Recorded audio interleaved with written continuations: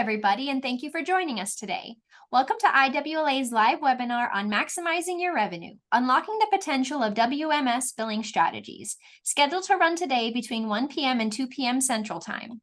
My name is Marina Donahue, and I'm the Marketing and PR Manager at IWLA. Before we begin, I'd like to quickly address the protocol for the webinar. During the duration of the webinar, all participants will be placed in lecture mode, and all participants' lines will be muted. Please submit your questions via the Q&A button, and if you run into any technical difficulties, please use the questions box so I can respond to you directly. Today, it is my pleasure to introduce our featured speakers, Errol Gonzales, Account Executive with Made4Net, and Jamie Stancyk, Director of Account Management Services with Made4Net.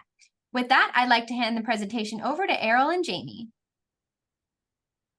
Marina, I appreciate it. Again, thank you very much. I definitely want to thank the IWLA for the opportunity to allow us to kind of like share our industry knowledge in regards to this potential subject. From what I understand, highly registered event. So I'm excited that people want to know how to make money.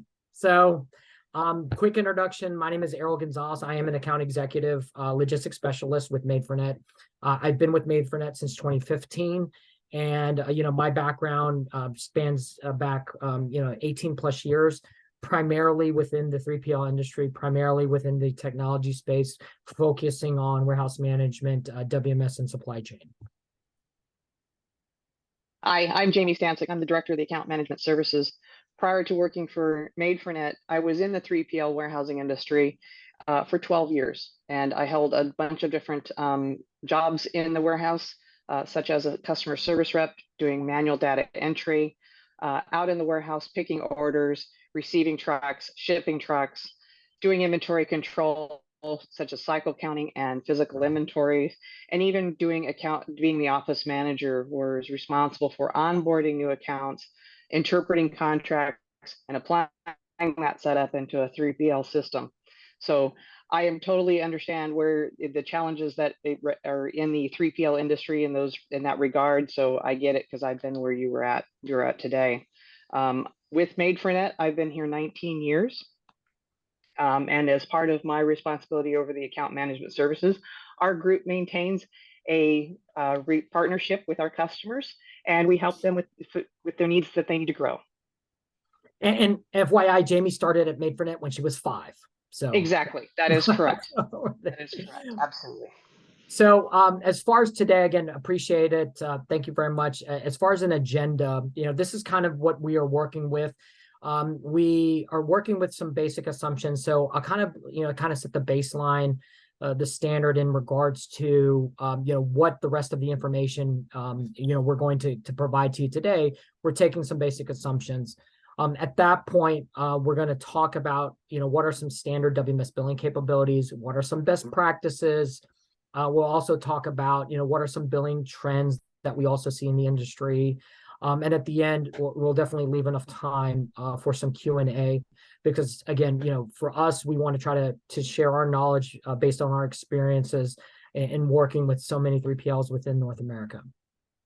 All right. So as far as basic assumptions, if I miss the mark, log off when I'm done because I missed it. But if this resonates with you guys, we took some basic assumptions in preparing the information that we're going to talk to you about. So some assumptions. One, we kind of make sure that from a starting standpoint, you are working with a modern WMS in place, right? So the WMS could be supported internally by you as a 3PL. It could be supported by a WMS provider. So we're making the assumption that you've got one in place. You're not working off of spreadsheets. You're not working off of just like some kind of database. Off of that, you're actually working with a WMS. Also, we are making some assumptions that you are a standard 3PL operation. You are working in different verticals such as food grade, hazmat, consumer packaged goods. You could be doing chemicals. You could be working with apparel. We're assuming that you're providing services like, your receiving, your inventory management, and as well as your shipping. And then we're also making some assumptions that you might be working with some e-commerce accounts. You might be working with some temperature controlled accounts. You also might be providing some value-added services. We are making an assumption that within your operation, somebody is responsible for sales. Somebody is responsible for your implementation or onboarding of new accounts. Somebody is responsible for your operations, and somebody is responsible for accounting. Now, even though I'm making those assumptions that those operations are there, we're not making any assumptions that that's handled by a different individual or different departments. We know how it all is at 3PL. We wear multiple hats, but again, we're just making sure that these functions are being addressed within your operations. And then in purposes of the discussion, we will talk about what are some of this industry standard invoices, right? So we're going to talk to you about, the standard ones where we all deal with receipts, accessorials, renewals, and then we're going to talk about things like miscellaneous invoices, and then the invoices that might be particular towards a particular function, maybe some VAS or something like that. So again, these are the basic assumptions we have. I'm hoping I kind of made the mark. I think between Jamie and I, we nailed it. If we didn't nail it, the rest of this conversation might not go the way that you wanted it to go. But I'm confident. I'm confident, right? So let's get started with just kind of talking about what are some standard WMS billing capabilities and best practices. Okay. So let's talk about stuff about real time. We use this term a lot called real time, and what does that mean in terms of billing? Whenever we're billing, we want to be able to capture charges as closely to when the activity is actually being performed in real time. So this could be something like you've picked an order and the picking has been done, or maybe the order has shipped and now you can calculate charges, or the inbound has completed that's receiving, things of that nature. You want to be able to get the timing of the capturing of the charges to automate as closely as when the activity occurs, so that you can ensure the most accuracy, because trying to figure it out days later is going to be very hard. So you want to try and get it as close to that quote unquote real time on the calculations. Who's responsible? So the person responsible should be the person that's as closely related to the activity as possible, such as if the person is the floor operator and he's doing a stretch wrap, you want to be able to capture that. You want that person to be able to answer how many pallets did they stretch wrap, as opposed to having it written down on a piece of paper and giving to a customer service rep to enter later. It could also be something like the shipping receiving clerk. They're hitting the close button saying that the load is done. They might be prompted for, is there some kind of an extra charge in terms of a strapping charge? Did the person do a strapping of the load, things of that nature, or how many pallets shipped? Those kinds of things we want to try and put that responsibility on those people because they're the most knowledgeable of the activity. And then where does it go? Well, the charges hopefully are going to your invoices. So all your charges capture on your invoice. Maybe. You never know. I'm hoping that's where it's supposed to go there. It's supposed to go on the invoice. That's the goal.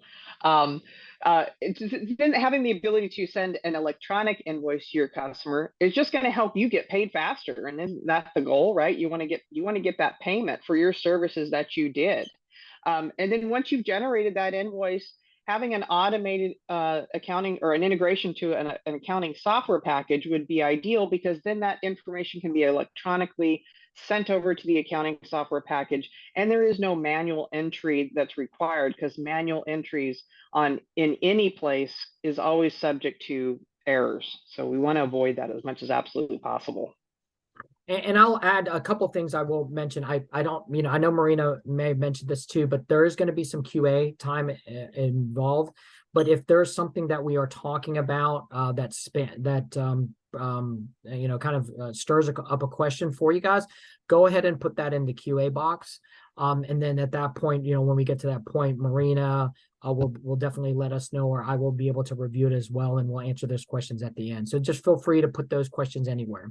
Another thing I will add is when we talked about that, when does it calculate? We're making that, the WMS is going to be able to, the activity itself is captured in the WMS, and then we want to make sure that there is a charge associated to that activity. So again, we it's real time, and that's a factor of it, because we want to kind of automate those processes and those billing.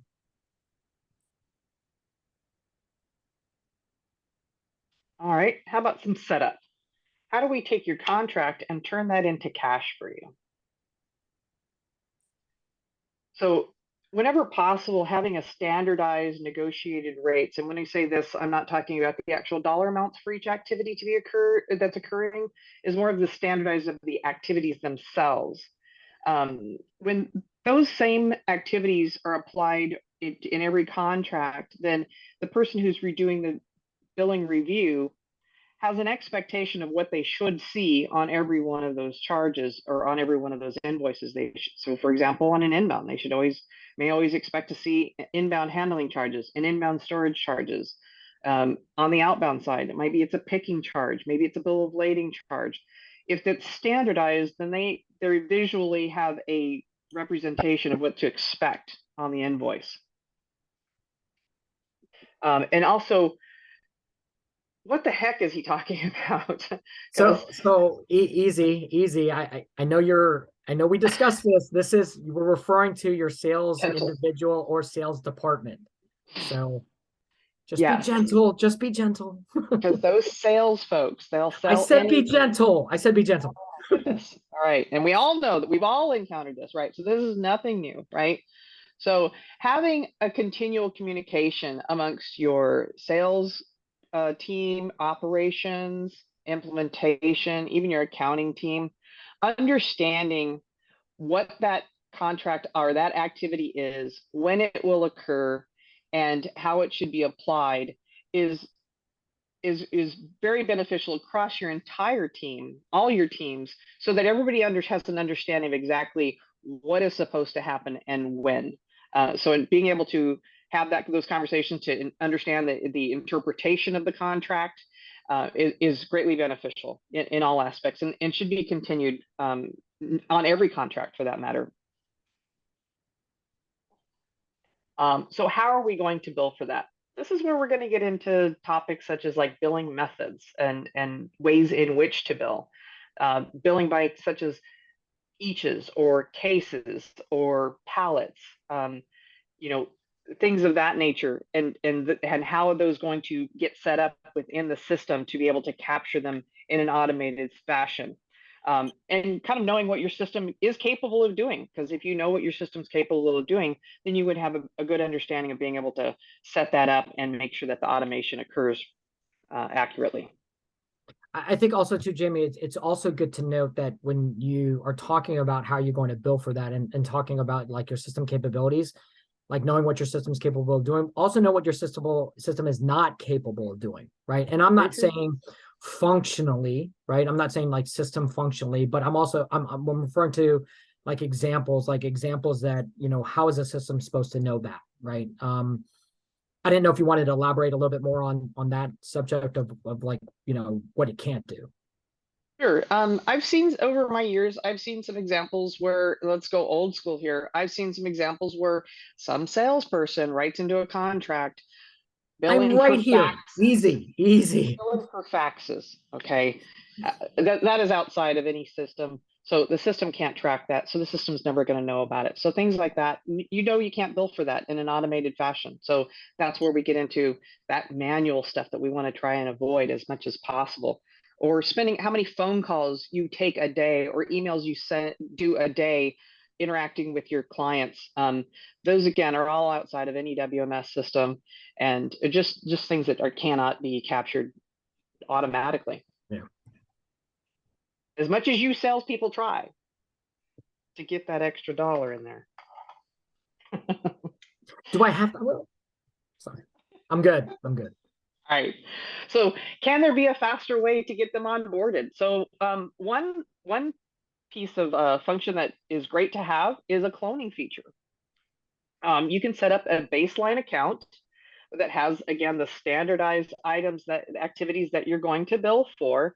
And you have that set up. And when you get a new contract, Because you know, there's always that salesperson, or there's always that time when you have that truck that arrives at the door and for bringing you freight that you don't know anything about, and then your sales guy's like, oh, here's the contract.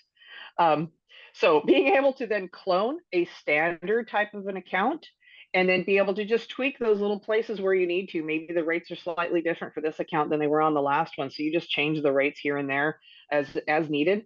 And the rest of it's all good to go. You're good, you're ready to go, you're live and ready to go in a matter of minutes as opposed to hours, days, or weeks.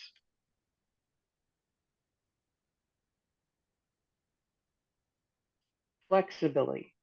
Well, we all know that 3PL, as we said, not all customers are created equal.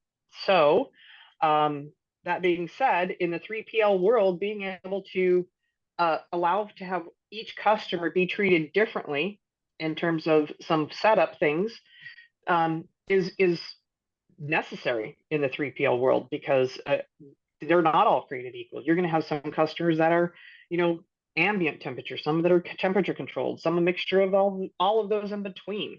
Some, you know, all different kinds of attributes on the contract could be different, even though it's standardized. So is that what we agreed to? So being able to understand, again, that comes back to that communication with the sales team, and understanding what it is that we agreed to, knowing when it should be implemented, being able to have the flexibility to set up those differences from one customer to the next. And again, knowing what your system can do to do that. You want it when? So this would be talking about maybe your frequency, billing frequencies, such as some customers want to see their renewal billing at the end of the month. Others might want to see it in a weekly fashion. Others might want to try and adhere to their client, which is on a special accounting frequency, such as like a 445 or some other accounting schedule. So having the flexibility to establish those different schedules between one customer and another, and even different between the different invoicing types. Maybe they want receipts received in a different frequency than they want the accessorials. So being able to change those and having those options options be configurable is a great help, great assistance. And one of the things I'll add to that when we're talking about that configurability and flexibility factor as well is, you know, obviously when you're working, you know, we talk about that communication amongst your team, but I think also too, having good communication with your customer is always a good best practice to have. So there might be things that you have negotiated within your agreement. And again, agreements are different across the board. And we're just basing it on experience. You might be doing, you know, some periodic, you might have it built into the contract that you're going to be doing reviews, right? So you're going to have, you know, specific SLAs put in place. You might have milestones that you're saying, hey, you know, my inventory is going to be this, my transactions are going to be this, these are my rates, right? And then again, in your agreement and in your contract, that flexibility, if it doesn't accumulate, if it doesn't get to these specific you know, points within your, you know, your contract and your SLA, do you have the flexibility and configurability within a system to adjust the rate and adjust the rate appropriately at the right time, taking into consideration when the rate goes into effect? Because, you know, systems should have a effective date on a rate, right? So the rate will be effective as of this.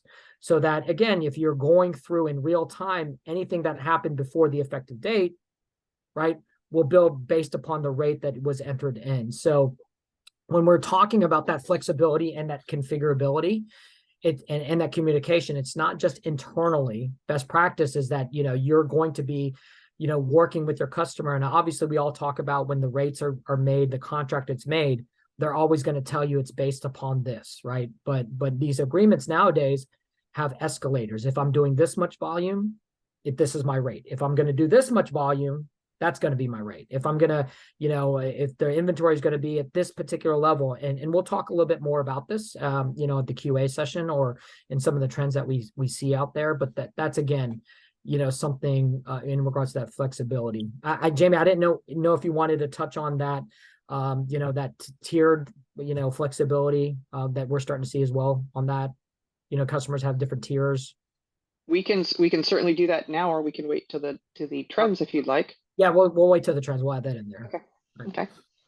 All right. So, what are some billing trends? We'll list a couple here, and then also we'll kind of share a little bit more that's not on the topic here. So as far as billing trends, we are seeing, from a provider standpoint, we're seeing that you guys are doing a lot more value-added services. And again, when we talk about the value-added services, we're talking about, what are those things that are outside of the initial inbound receiving, the inventory management, and the fulfillment outbound process, right? So, you're being asked by your customer, which is not a bad thing, right? These are things that you want to be able to do and provide, because that gives you a better, relationship or hold on your customer long term, right? So they're asking you to do special services.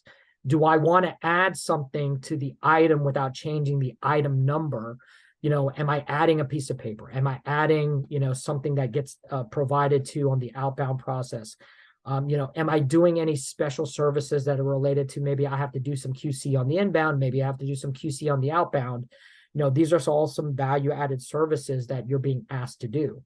When you are doing those value-added services, you have to take into consideration what are the factors associated to it, right? So how does this affect your billing trends? You're going to be doing more labor. So making sure that the system's capturing the labor, right? In value-added services, you are going to be somehow working with a unit of measure. So being able to bill the units that are going through that value-added service or that VAS process, you got to make sure that functionality exists. And then the last thing is, if you're going to be adding specific things to a process or to an item, you've got to ask yourself two questions. One, am I, supplying the item? And if so, am I billing for it? And then two, am I keeping that item as part of its inventory? Is it inventory that I'm keeping as a 3PL for myself? Or is it inventory that is provided to me by my customer? So, those are some factors in regards to like the value-added services. Other things in regards to, some trends, it's not a new thing, but I'm going to talk about it. Being asked to do some e-commerce fulfillment, again, going through that process, providing fulfillment to, B2C, delivery, it's different. It's more labor intensive. It's special handling. You're going to be kind of providing almost like this white glove now experience, because you're fulfilling individual type orders. So you're going to start to see different things that you may have not as a normal 3PL. You're going to see things like labeling, right? You're going to get more touches in regards to, the item itself. Then you're going to start to hear things like, okay, well, if I've got more labor, how am I fulfilling, the outbound picking process, right? Am I going to pick to what we call maybe a tote, right? So there's extra labor associated to trying to pick to a tote, and then I've got labor associated to packing the items that are in the tote to a carton. Or you might be going into a situation where it's going directly into a carton, and then you're going to start to see something like cartonization. Is your system going to be able to, cartonize and suggest a carton based upon the items that are going in an outbound shipment? All those things have to start to be accounted for when we're working with like e-commerce. Again, why is it important? Because again, it goes back to the billing aspect of it, right? So the volume is higher, the touches are higher. You've got to make sure that you've got the rates associated to capture all the things that you're going to do on behalf of the customer. So there's going to be differences, but like I'm charging a different rate if I'm picking to a tote versus if I'm picking directly to a carton. So you want to make sure that you kind of capture and identify those. As far as other trends, anything else to add trend-wise? I know we had touched on a couple of things, value-added service, e-commerce, anything on, from that standpoint, trend? I know we had mentioned a little bit about those escalating things. Yes. So there's a couple of different escalation type billings that I've seen or been hearing about and being asked questions about. One of them is called peak storage billing. What this is basically is an evaluation of your highest point of how much an evaluation of an entire period, say like a month, and what was the highest level of inventory that you had for the month, and then establishing a rate based off of that particular threshold.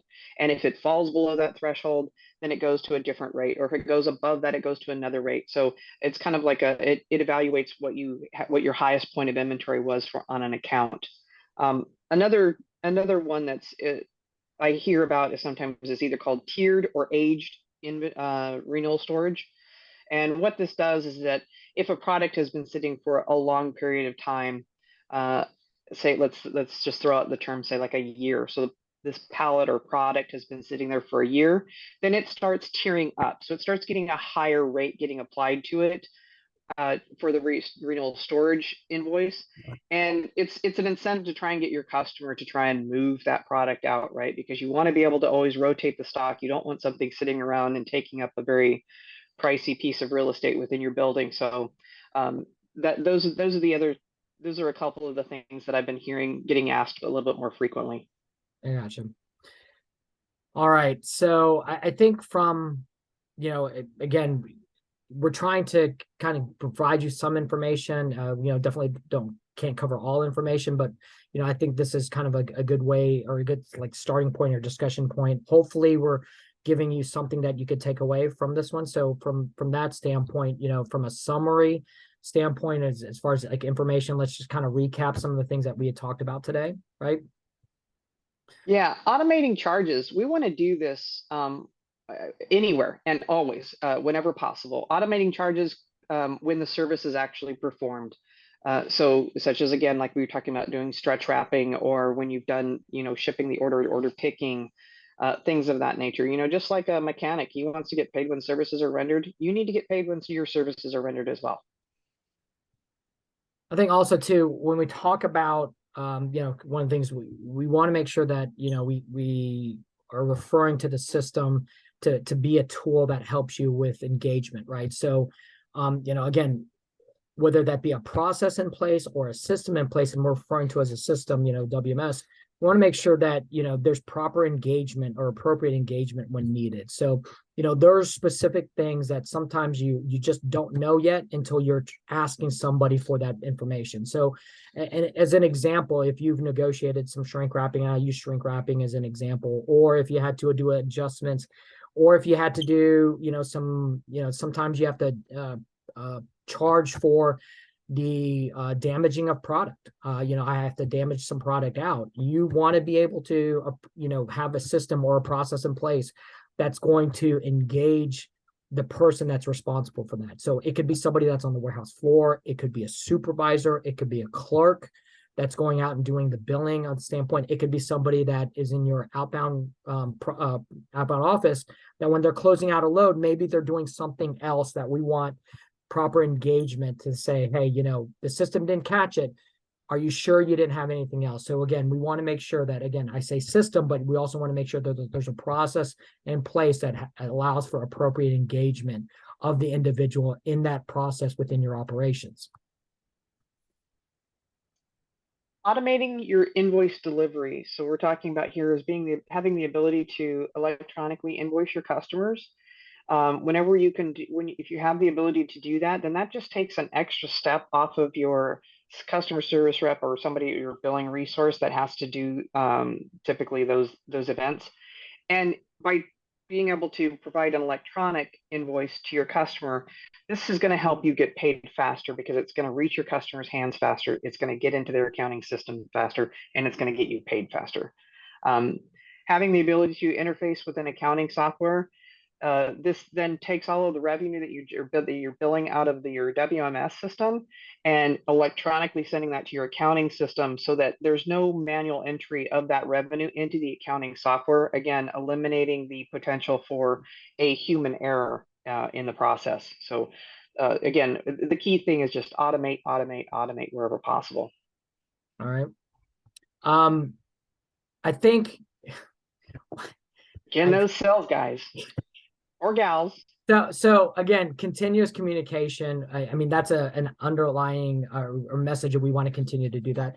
Again, I want to extend the communication between sales, implementation, operations, and accounting. I want to extend that also to, communications with your customer, right? So having communications or constant communications, and we're trying to provide you a thought process on what we see individuals and how they're successful. It's because they've got continuous communications amongst their internal team as well as within their customers. Know your system's capabilities and billing methods, knowing what you can and can't bill for. So things like, what are you going to bill for in your bill methods that you have available? Can you bill by different units of measure, such as eaches or cases or pallets, totes, 55-gallon drums, things of that nature, super sacks. Being able to bill by a task activity, again, order picking or maybe receiving, the handling and storage of that activity. Also time-based, so things such as like your renewal storage and the frequency of when to bill those, or any of the invoice types, because as previously said, you could have your customer or your contract state that invoices for renewals get billed end of month, but accessorials might get billed weekly and receipts might get billed when it occurs, at the time it occurs. So you could have a variety of potentially different frequencies or time cycles for each one of those invoices. So understanding what those capabilities of your systems are is good, as well as being able to have a catch-all so that when something steps outside of any one of those types of events, you have something that can catch it like a miscellaneous. And basically know what your system can't do when you can't bill for something automatically, and understanding how to handle that.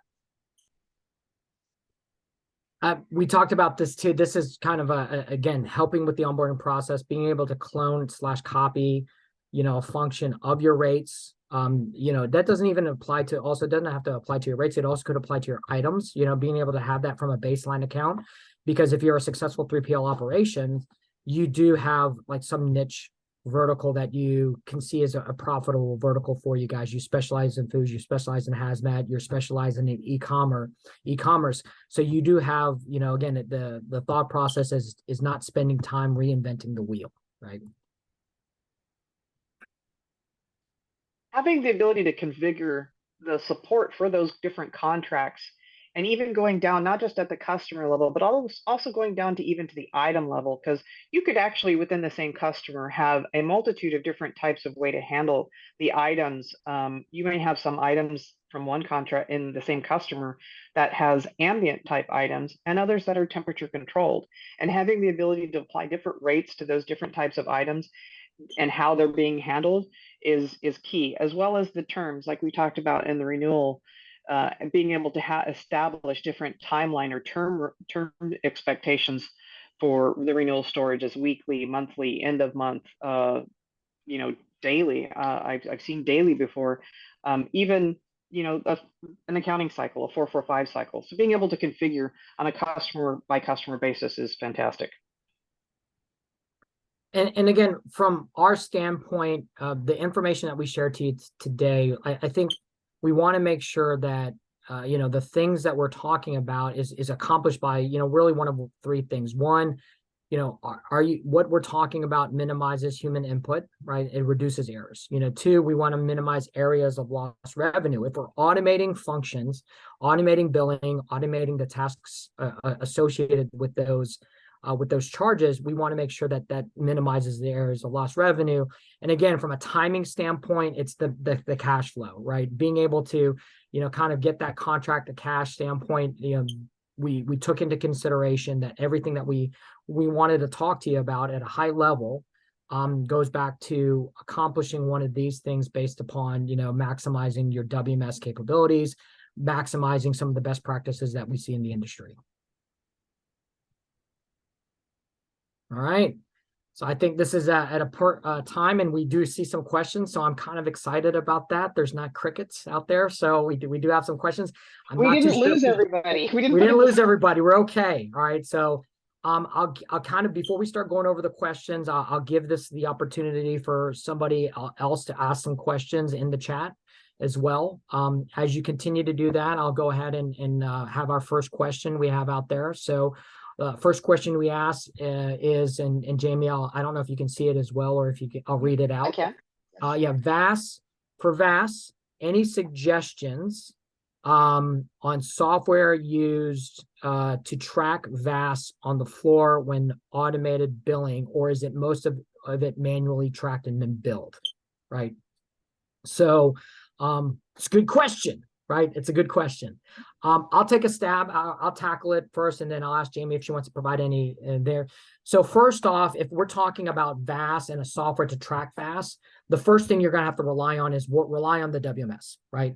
The WMS has to be able to track value-added services, because we are talking about warehouse functions, right? So anything in there, warehouse functions. Now, it's a loaded question, because then you have to start to ask, well, what is the VAS that you're being asked to do, right? So I'll give you an example. If you're going to be doing some kind of repackaging, right, and you might be using a more of a manufacturing or potentially like a repackaging type application, then that might be something that, again, that's an outside of the WMS type deal. If you're going to be doing something as far as like when it comes to e-commerce, rate shopping is also, you know, a value-added service, right? But again, we're talking about something that affects your warehouse operations, but again, this is an example of something that doesn't sit in your WMS. So you might have a specific rate shopping engine that'll help you do that. But to answer the question first, go to the WMS, right? Go to the WMS and ask, you know, make sure that the WMS should be able to track that, as well as automatically bill for it, right? If it can't, get to your WMS provider and ask them the question, okay, if you can't do this, what can I do in the meantime? So answer, go to your WMS. Second answer, go to your WMS provider and enforce them to help you out with that. And then also too, if it is a shortcoming on the WMS in regards to a value-added service, your WMS should be, they should be, have a realization of who they are. They might suggest somebody that they've worked with that will fill the gap in for them. Hopefully that answers the question. Jamie, anything to add on that one? No, I think that's good. Sometimes not all WMSs call it VAS. Some might call it a work order. So just the terminology might be a little bit different, but so just be aware that if they say no, they ask again, maybe on a work order. Maybe they might understand that vernacular better. Okay. So I'm hoping that answered. I appreciate the question. Hope that answered it. If not, you know, just, you know, I'd like to get probably some more detail. You can always kind of email me some more details on that, because I'd like to be able to try to help you out. Right. I got another question here. I'll read it off to you. What is your recommendation for automated FedEx charges within the WMS for pick pack orders as opposed to waiting for a FedEx invoice and creating a manual invoice to the customer?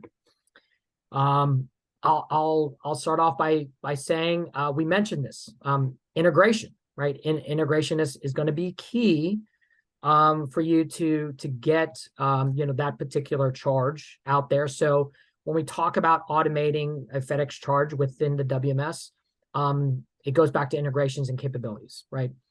If you're just utilizing a direct connection to FedEx, maybe it's just a straight FedEx connection, then your WMS should have the capabilities to be able to get that information, you know, pass over the necessary information to FedEx, retrieve the necessary information out of FedEx via integration, right?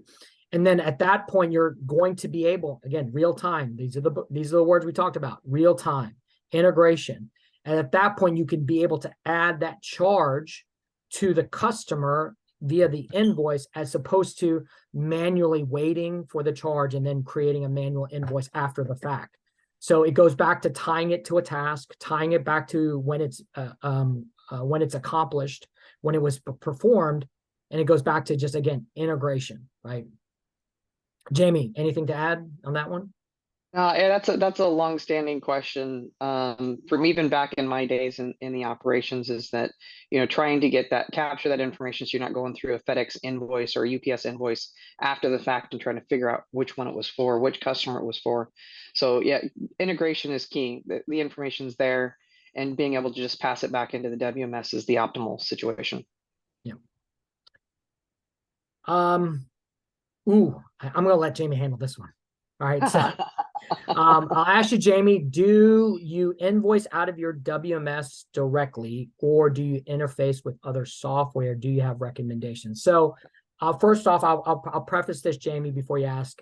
Yeah, I'm not here to kind of talk about a specific function or capability of our application, but let's talk about, what we think is a standard, right? In that regards. So I'll rephrase the question a little bit just to kind of be political. Do you invoice out of your WMS directly, or do you interface with other software? So I would recommend both, technically. If your WMS has a billing module, then I would recommend that you bill directly out of your WMS, because that's where the information is going to be most accurate. However, from a long-term situation in terms of like aging of your receivables and things of that nature, then that's where I think an interface to an accounting software would be best, as an after the fact. So your WMS sends out the invoice of the activities that the WMS took care of, and then it gets then electronically transferred over to your accounting software, and then your accounting department can then manage the aging and the contacting the customer if they're not paying timely enough. Right. And again, to kind of answer, kind of bluntly answer the question, a good WMS should be invoicing out of the WMS. So most WMS applications, should be invoicing out of the WMS. But, and again, this is just basic. Some WMSs have an accounting application built in. Some WMS have an integration with an accounting package. So understand that the WMS is the application of operational record, right? So if the WMS is the application of operational record, that would be the preferred method to be invoicing out of. And as far as suggestions, if it's not done out of your WMS, it needs to be done out of your accounting package. There should not be any other application that you, again, I'm just basing on practice. You may be able to do something differently, but it's not invoiced out of your WMS. It's got to be invoiced out of your accounting package. After that, you can do whatever you want. Right? Is that right, Jamie? They can do whatever they want. Absolutely. I was curious though, a little bit more information is that which one were you looking for the recommendation on? Were you looking for the recommendation on a WMS or an accounting software, or just a recommendation on how to process that invoice in general? I wasn't quite sure what direction. Okay, so software for accounting, I'm assuming? Because there's a lot of really good accounting softwares I know for billing. Oh, for billing, yeah. So okay, if you're not doing out of the WMS, there are a lot of accounting softwares that are really good out there. Some of them are more robust than others, but all of them will do a really good job in terms of what's necessary for the 3PL. So you could, I'm just going to name some of the big named ones, but like I said, there's a lot more out there that you could certainly go, look into. But QuickBooks, Peachtree, Great Plains, those all have the Microsoft suite of applications. Exactly. So those are all really good, and I do see a lot of 3PLs integrating with any or all of the above. Across the board, they all have some of those. We are currently building out a WM Business Central. Okay. Yep. And that's for the most part from my aspect, my experience. That's what I see most 3PLs do is that they have their WMS. And they will build something out of their WMS and then integrate to an accounting software, such as, like you said, QuickBooks, Peachtree, Great Plains. They're all very good, all very robust. I got it. Well, I think that is it. I appreciate appreciate the opportunity the IWLA has provided to us to kind of share our industry experience. If you have other things, and this is kind of where I'll plug the IWLA as well. They've got great educational events. If they've got one coming up in less than a few weeks. It's called their Economics of Warehouse. I think it's Economics of, help me, Marina, I'm not sure. Warehouse of, Economics of Warehouse. Sorry. You're fine. Economics of Warehousing and 3PL Sales course. Yep, that's coming up. I think next month, right? Got to get your passport. It's in Toronto. So, you know, I know a few of you out there can't cross the border. I'm just joking. So, and then there's another class, another educational event that IWLA offers as well. It's called the Essentials course, which is at the end of January, first week of February next year. That's an overall, general knowledge class that the IWLA sponsors and puts on. And in that, there's a session on, pricing and costing as well on that one, which is good. So if you have any further questions, definitely my email address is up here. Definitely feel free to always email me. If you'd like to know a little bit more about Made for Net and our solution offering when it comes to a WMS, you can check out our website. Appreciate it. Thanks, Jamie. Again, thanks, Thank Marina.